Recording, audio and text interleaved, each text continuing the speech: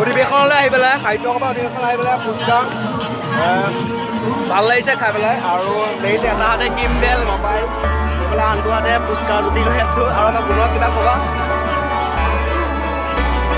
বহুত ধুনীয়া লাগিছে আপোনালোকো আৰু সাহিত্য সভালৈ ল'বৰ কাৰণে